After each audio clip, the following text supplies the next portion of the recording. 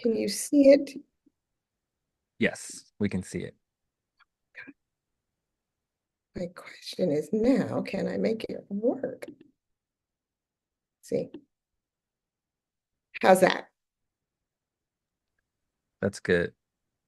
Okay, because I can't see my other parts of my screen now. Great. Well, thank you. And let me know at any point if you can't see it. Um, it's really inspired by the North Star theme for GIS Day. Um, and I hope in ways that I can add to the discussions that you had actually for homecoming and that you plan on having today online. I appreciate the opportunity to share more about the work that we do as a family, actually. And we've been doing it for the past 28 years. So thank you for this invitation. I named my talk today, Mapping Black Power, Geographies of Resistance, and Secret Societies of the Underground Railroad, to talk a bit about some of the work that we do with telling the story of the Underground Railroad and of Black power during the abolitionist movement.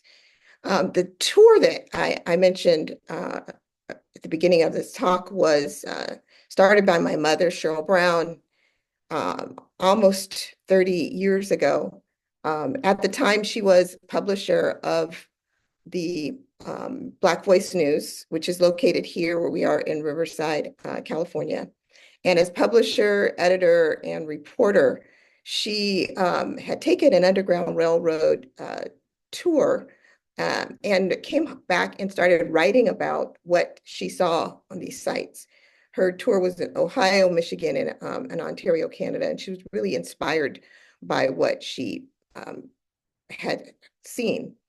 Um, as she wrote weekly back then, we have kind of a weekly newspaper, and it was coming out every week. We had an incident in our region where a teacher in one of the local school districts was teaching that slavery was good for the enslaved, and it became, of course, national news. This was in the late mid 90s, and so my mother was asked to give a workshop on her series to the district's teachers, and that workshop soon became um, what we now have as a week-long study experience that we've continued to expand and grow ever since.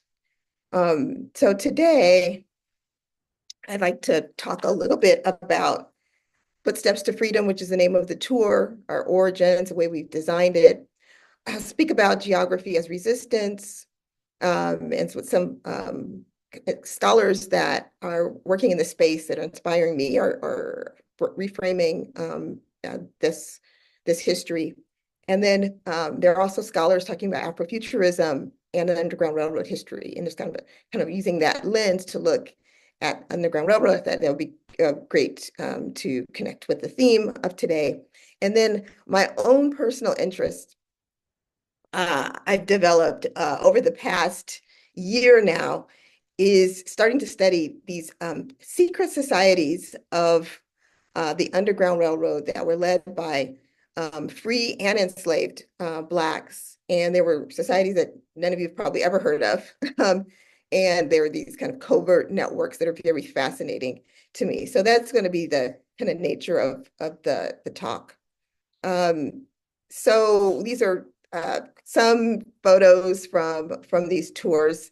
Every summer for the past 25 years, I've led these 8-day tours. I haven't missed a year. And as I mentioned, they were started by my mother, and I work now with my brother, my younger brother Hardy, who to continue this kind of legacy. I do have this is my mother. I had to kind of find an old photo. This is my mom, Cheryl Brown. This was her in St. Catherine at Harriet Tubman's Church. And this is my brother Hardy at the Charles Wright Museum in Detroit, two of the locations that we travel to on the tour.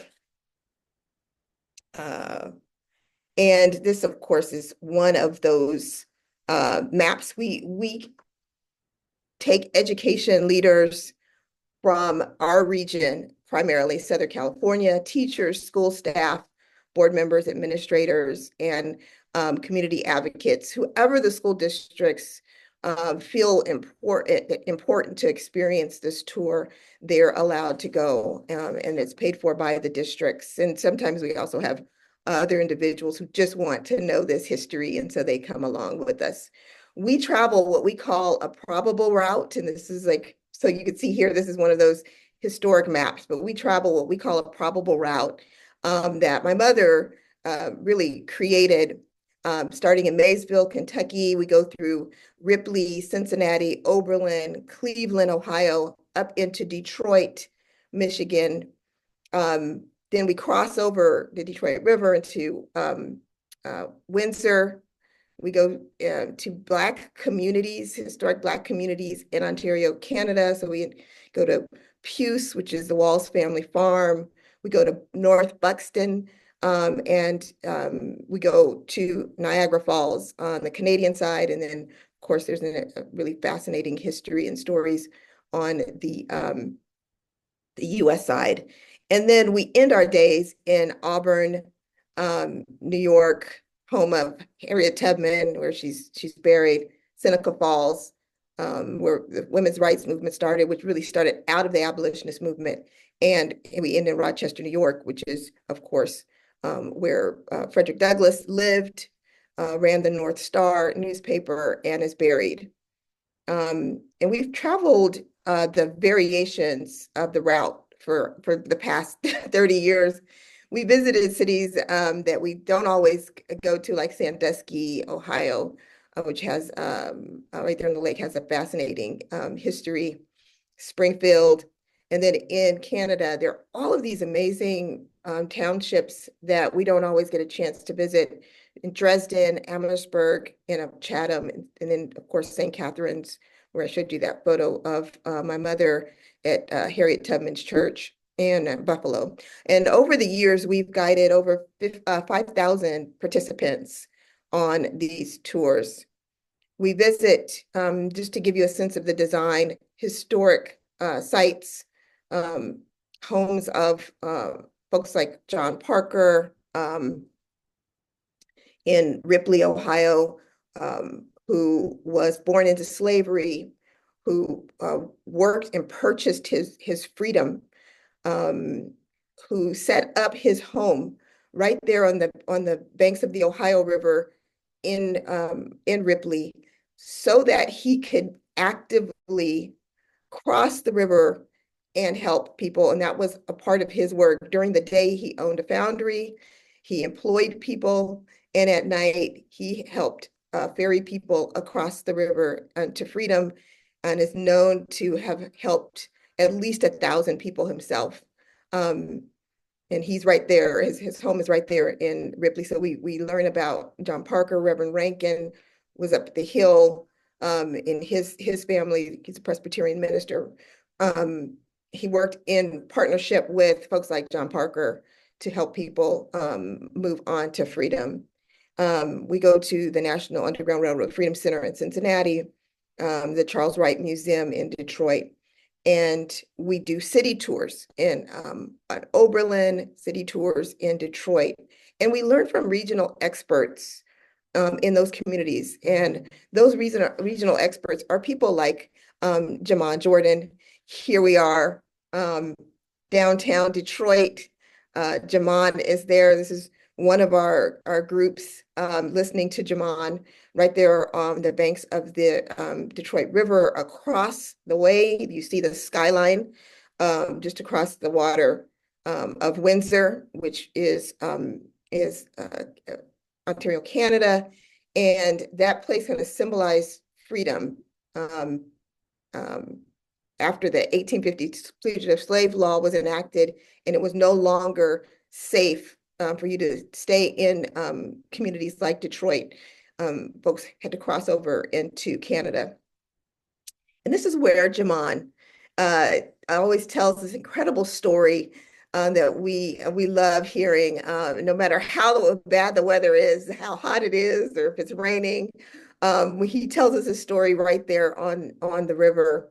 And it's the story of Thornton and Lucy Blackburn, one of those stories that many of us have never heard. It's a story of love, of courage, and of the power of community that not only changed the lives of Thornton and Lucy, but shaped the laws between the US and Canada.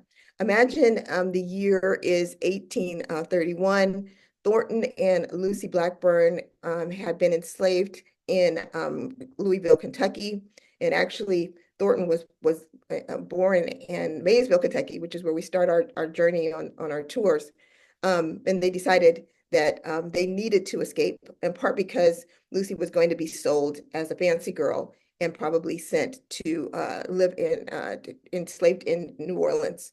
And so the couple escaped, and they made it to Detroit, just right there, like I said, across the border from Canada. For 2 years, they lived and worked in Detroit. They found community in Detroit. They built a life in Detroit. But 2 years had passed, and Thornton was discovered. Someone from his back home saw him.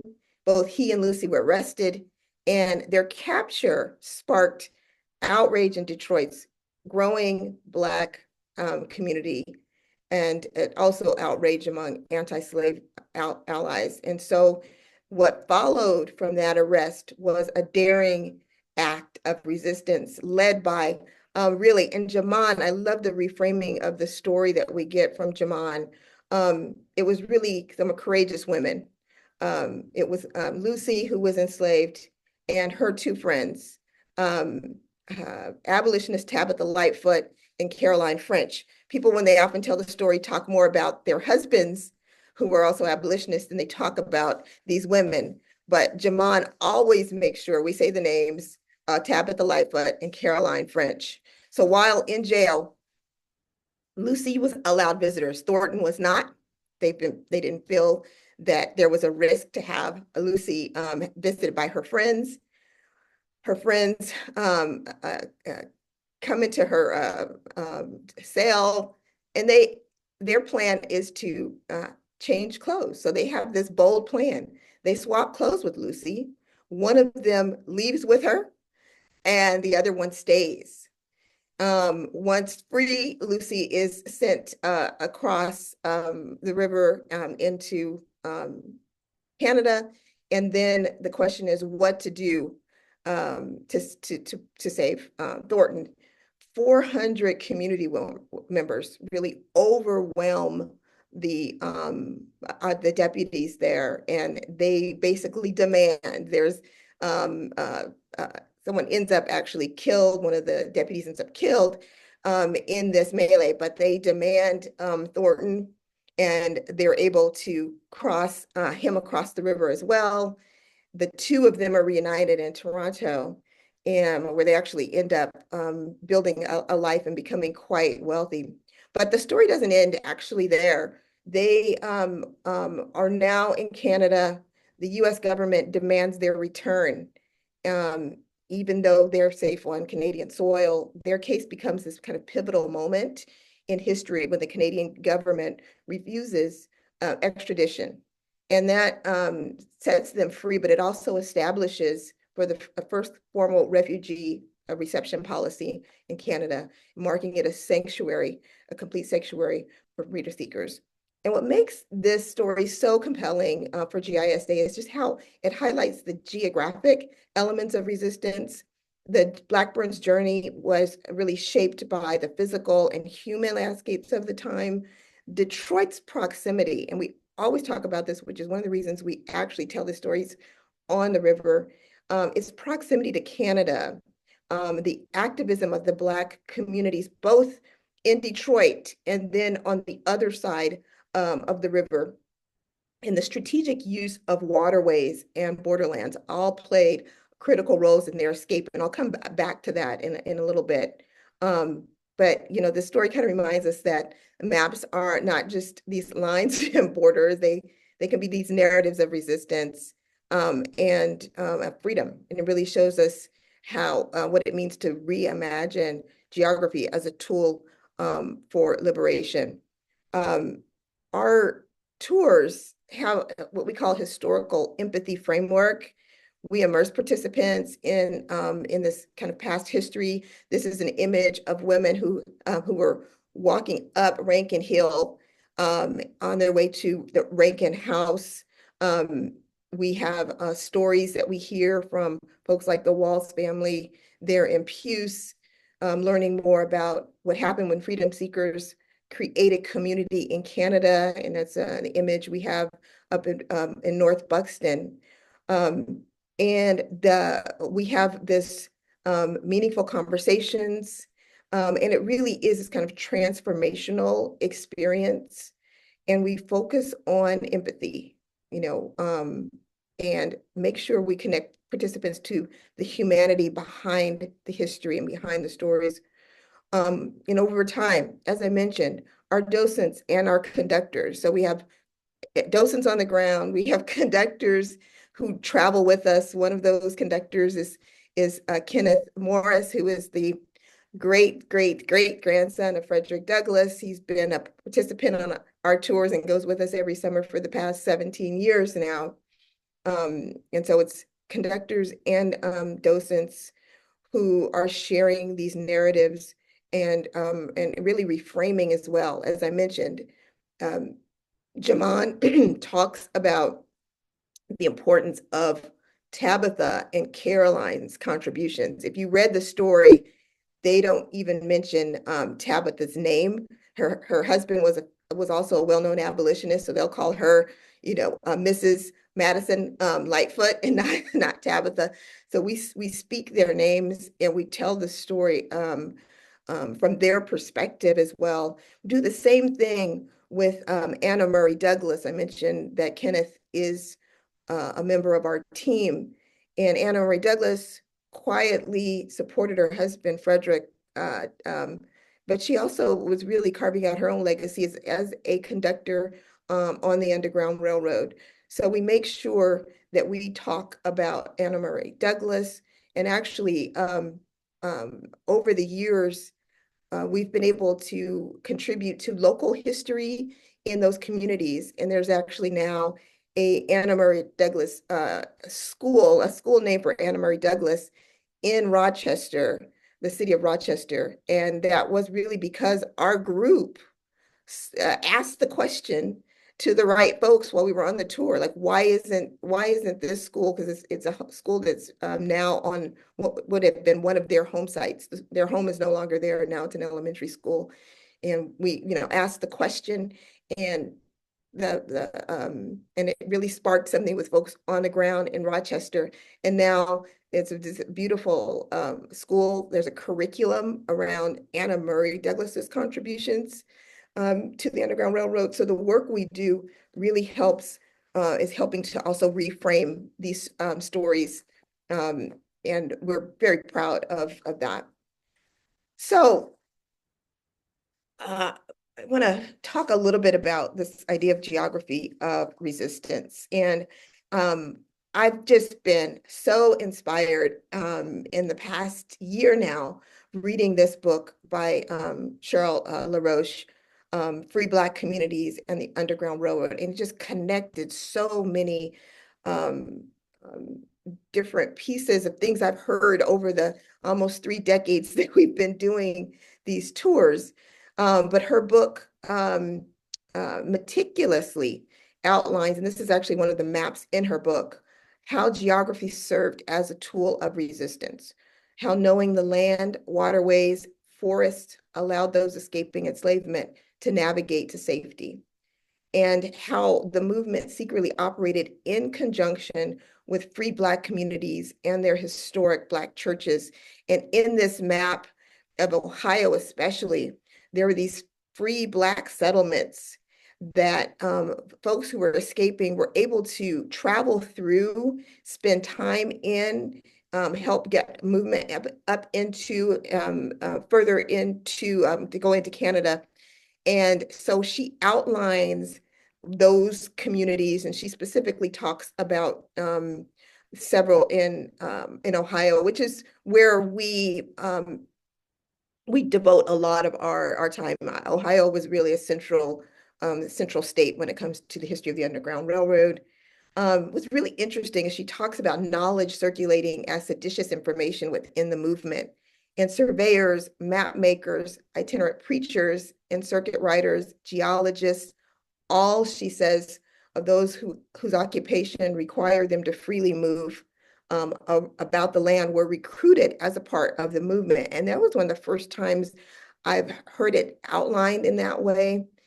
And what's interesting too is we start reading also these folks who were rail line workers, Blacks who worked the rail lines, who were traveling barbers and valets who knew had opportunities for mobility. They were, when I call professional mobility, they were also recruited or they just became a part of the movement. One person who I think exemplifies this well, and it's not from Dr. LaRoche's book, but I always love to talk about Harriet Tubman, who really mastered these landscapes and is really known as both a guide and protector in this kind of geospatial journey, because she'd made several missions to rescue freedom seekers. Later, she became worked for the Union Army during the Civil War. And I think just last week, she was given one star for a general, kind of a symbolic designation by the governor of Maryland, which is where, she was enslaved, Westmore. But, that was actually a moniker that she received after her service in the Union Army was, they called her General Tubman. But she was a cartographer. I've shared this before in other settings. She was a maker of maps. She was gifted with spatial intelligence after she made those numerous trips in and out of territory, this kind of slave territories and into freedom, into Canada. And I mentioned that she was enlisted by the Union Army for her assistance. And she was like a non-commissioned operative. So she was a scout and she drew maps. And one famous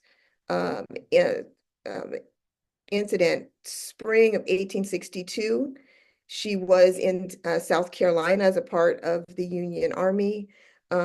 She worked there, as I mentioned, as a scout.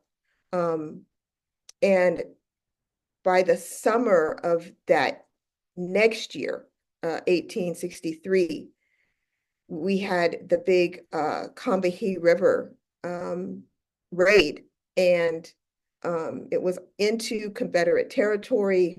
She utilized her intelligence. They freed over 700 enslaved Africans at one time. And they really proceeded unharmed due to Harriet's maps. According to one published incident, and I wish we had the maps because they were drawn maps. This one published report from the Confederates at the time said the enemy seems to have been well posted as to the character and capacity of our troops, and their small chance of encountering opposition, and to have been well guided by persons thoroughly acquainted with the river and country. And one thing that we do is we once again lift up that part of Harriet Tubman's life on our tours. We travel to Auburn. There's somebody in that image there. We visit her grave. She had purchased land there in Auburn and opened a home for the elderly. And that's where she's buried. So when I looked at the theme, it was really exciting to me because I had also been just doing some other research as I'm working on the secret society work. And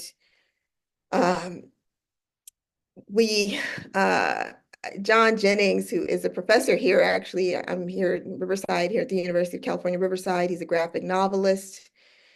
I found a quote from him, and actually I heard it at the National Museum, there's an exhibit on Afrofuturism at the Smithsonian, the National Museum, African American Museum in Washington, D.C. And they actually have a video of John talking. And he was saying that the first Afrofuturist was the first slave who decided, you know what, this slavery thing is not for me. I'm going to get out of here. That idea of being able to see a future, even if it's not a future that we talk about, it's not just a dream, but it's an achievable future. John's work really reminds me of the idea of Sankofa, looking back to move forward. And he talks about looking and learning from the resilience of our ancestors. Like Professor Jennings, Professor Dan Boyd is his scholarship. He does some great work if you're interested, reimagines Underground Railroad activism as Afrofuturistic. He has a great lecture, The Underground Railroad, The Black Inner Geek, and Outer Spaces of Slavery. If you haven't had a chance, and I think it was University of Buffalo presentation, it's online, great talk. And he also has a academic paper on the topic, but he explains how enslaved individuals practiced radical imagination, envisioning freedom, even within a world that denied it. And that imagination is powered radical liberation, framing freedom as achievable future rather than this kind of distant dream, a future they could shape by their actions. He loves to talk about innovation and technology and the ways that these freedom seekers and these abolitionists use technology, the new kind of cutting edge technologies of their time. They use the transportation innovations of railroads and steamboats to cover, long distances quickly and covertly. He talked about the advances in communications, such as the growing postal system. And he does this great framing of Henry Box Brown, who those of you probably have heard his story, mailed himself to freedom, but it was really utilizing this new, at that time, express mail system that he used to ship himself to Philadelphia. So, he talks about this work, that reframing and thinking about the Underground Railroad activities as futuristic. And he talks about envisioning the outer spaces of freedom, right? That it took for freedom seekers to flee to what he refers to as those outer spaces, which are the free Black communities that thrived beyond the reach of oppression. So his work, like I said, is really really fascinating. I want to just move and talk a little bit about these secret societies and this work that I'm doing, or kind of a new academic interest for me. Detroit is where it really started, and some of the stories that I've heard in Detroit, not just about the Blackburns story of liberation, but there is a story tied to the Blackburns that we always would hear from Jamon Jordan as he was telling us, and we're doing kind of our city tour of Detroit. And he'd always talk about the African American mysteries, the order of the men of oppression. And we get a little bit about them. And for some reason, I was always fascinated with it, but I never went and really looked it up. And it really wasn't until I was looking at Dr. LaRoche's book, and that this is a page also from Dr. LaRoche's book, which is a chart depicting the types of cooperative organizations among African Americans. That was written by W.E.B. Du Bois. So you see secret societies are in that one of the kind of last categories. So her book, reading her book, made me think about what I always hear about the African American Mysteries, which was founded in Detroit and led by some of the men who helped plan that Blackburn escape. So those are the two men up at the top, Lambert, and I'll talk a little bit more about about them in just a moment. But I also have on this page Moses Dixon, who founded the Knights of Liberty. Once I started looking, there was another secret society that was founded around the same time, 1840s. We're not sure exactly when, but we'll just say roughly 1840s.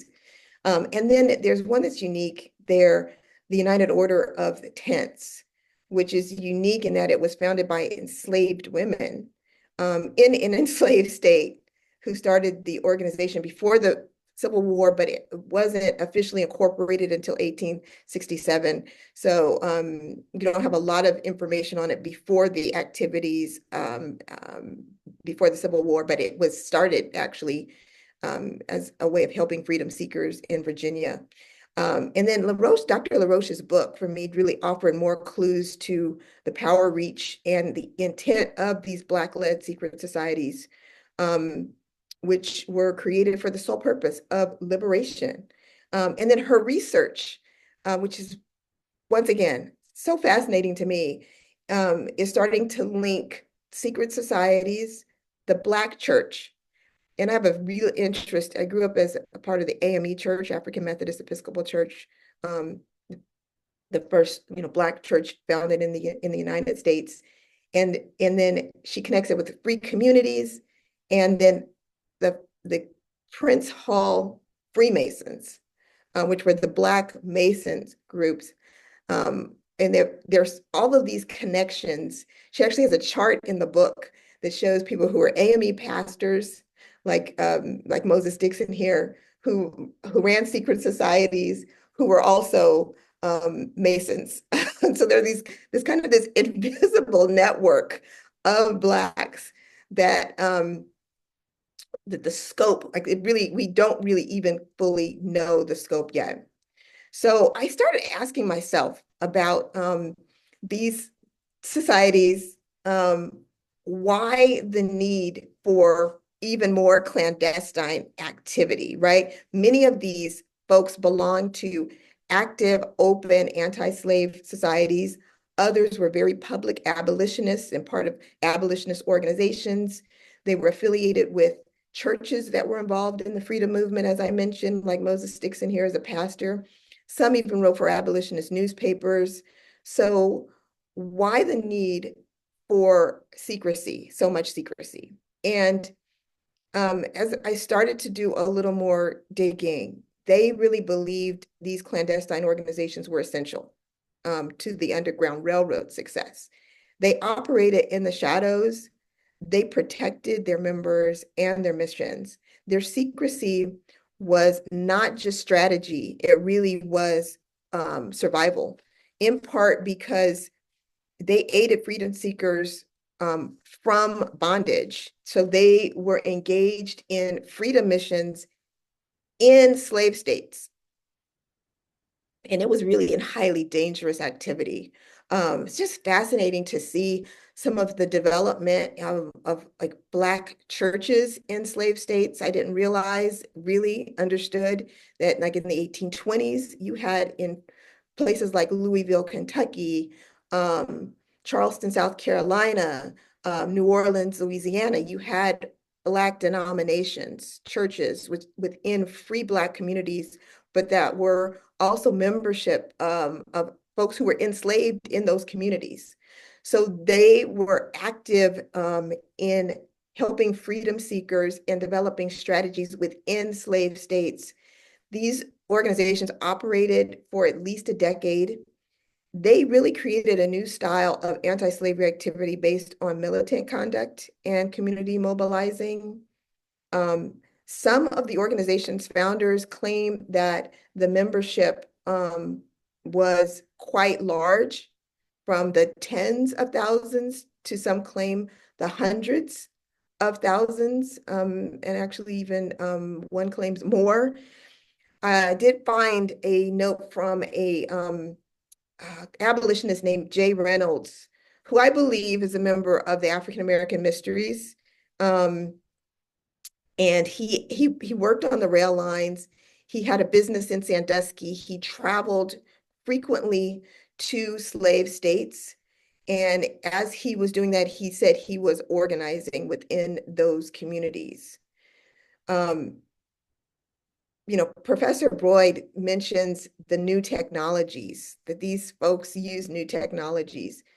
They claim, you know, the telegraph was new. They claim they had, you know, invented telegraphic ciphers for telegraphic dispatches when they needed that and when necessary. In terms of the militant actions, Jay Reynolds commented in a comment to another abolitionist during the Chatham Convention where John Brown was planning his raid on Harper's Ferry. Jay Reynolds said that he used the term they took care of what they considered to be the most dangerous element that they had to contend with. And that most dangerous element were those folks on plantations who threatened to divulge their secret plans. Who were these people? Who were these founders of these organizations? They're names that you've probably never heard of. George D. Baptiste and William Lambert. William Lambert's the first photo. Next to him is George D. Baptiste. Both in Detroit, you have Moses Dixon down below. In St. Louis, you have Annetta Lane in Norfolk, Virginia, and Harriet Taylor. George D. Baptiste and William Lambert established the African American Mysteries, also known as the Order of the Men of Oppression, also known as the Order of Emancipation. And it was really a clandestine organization that raised money, provided resources, and coordinated really escapes. They were active in other underground railroad activities that were much more visible. You know, they consider Baptiste kind of president of Detroit's Underground Railroad, and Lambert was kind of the vice president of the Vigilance Committee. They organized initiatives for Black children and families. They were business owners.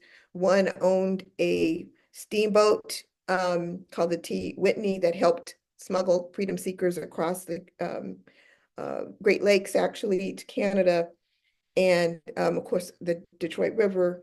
And they built connections with abolitionist leaders like Frederick Douglass and John Brown. Before Baptiste and Lambert died, they actually both spoke separately to news reporters. And that's how we learned a little bit about their activities as with African American Mysteries.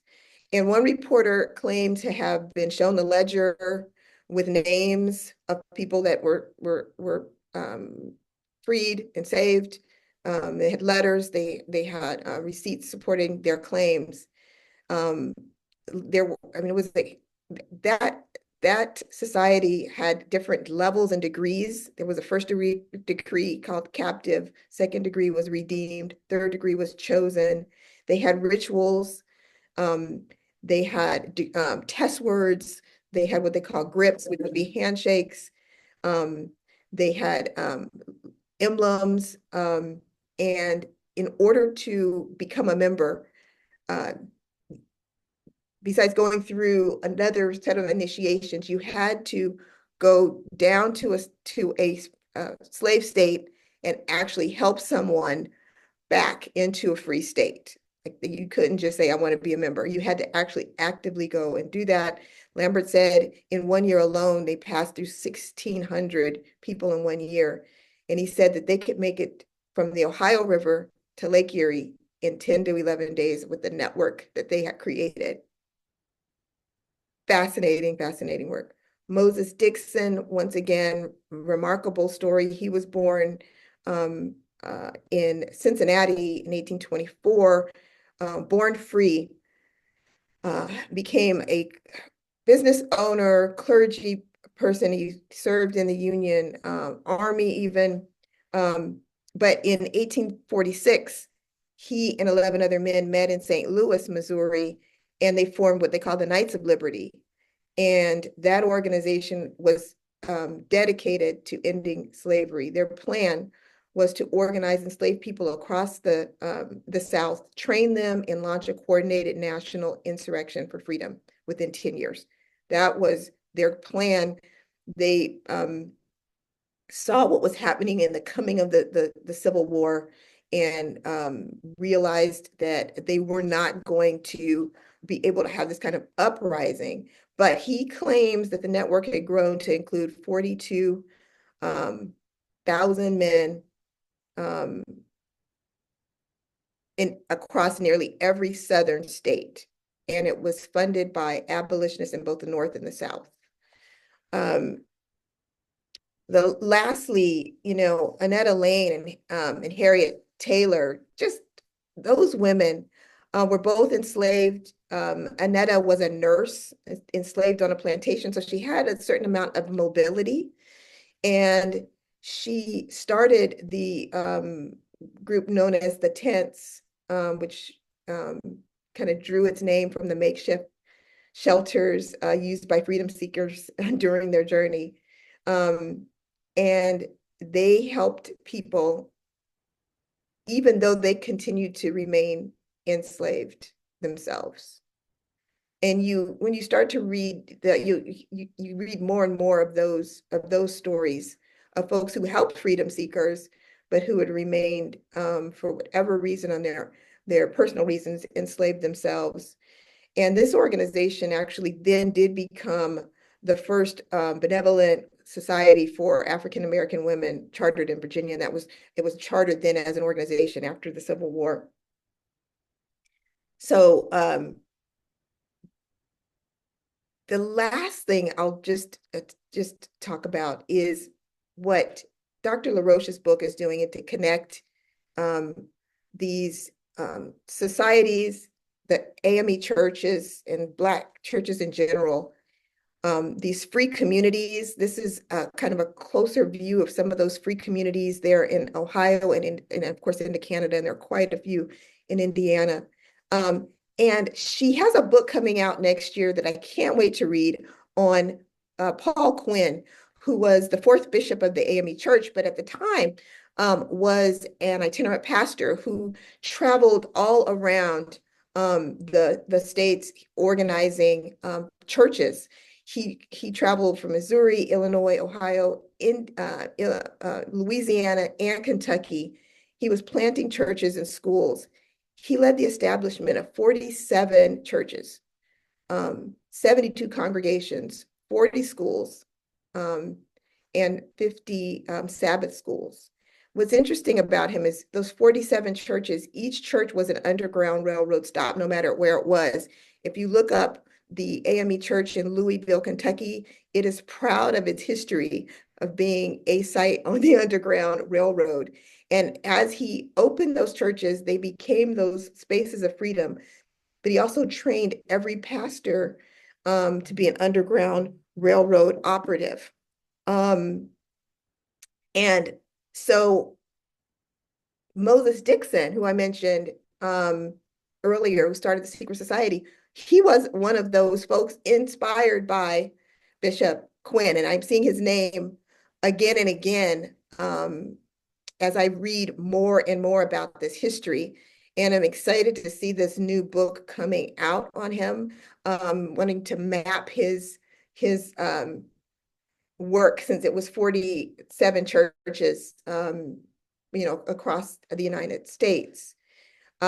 Mapping these churches, mapping the secret society members when possible. There is a list that I've been able to find of the 11 men who were part of the original group of the Knights of Liberty, and it has who they are and where they lived. So we would at least map that a little and see if there's any connection to free communities or churches. And then I haven't even had a chance to start the work of the Masonic lodges and especially the Prince Hall lodges.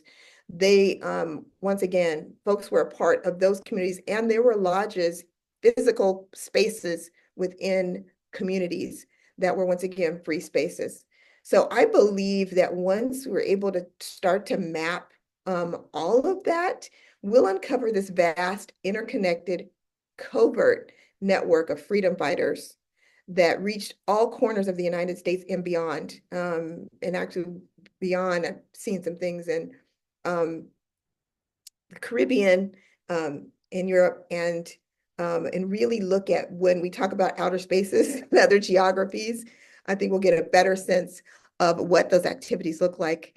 I want to thank you for allowing me to talk a little bit about this work that I'm extremely passionate about. If you want to reach me or learn more about our tours, footstepstofreedom.com. Here's my email address and my Twitter or X, even though I'm not using it as much. But thank you, Clinton, for allowing me to talk about this work. No, thank you for joining us and sharing this work. I'm excited to find opportunities to well, if you have a minute, could you talk a little bit about some of the ways that you all are looking to leverage technology, either in the context of the tour or around the tour or the spaces? Um, yeah, yeah. Well, yes. I don't know if I can talk about it yet. Okay. We're right now we're doing some work. I think you know we've created a virtual version of the tour of the sites. And so one of the things that we're looking at is creating a virtual quest that students or participants can take. And that's one of the things that really got me interested, um,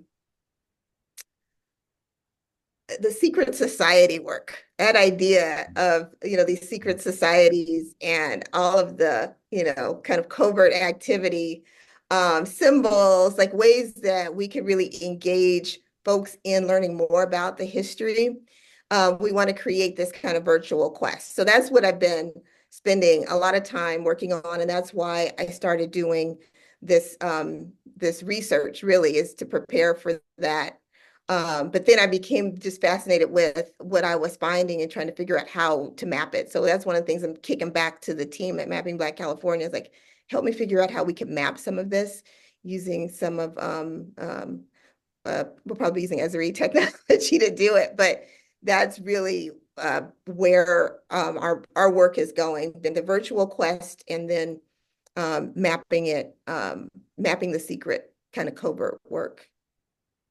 Um, Folks want to know what the Footsteps to Freedom website is and what the cost is. The, Um, the the footstepstofreedom.com.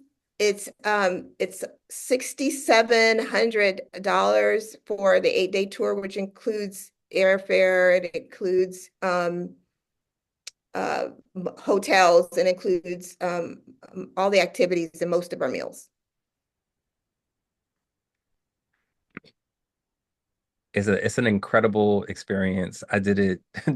I just happened to do it during a birthday, and and it was great to be in the same space with you all and have had that experience. It would have been great anytime, but it was particularly special in that moment.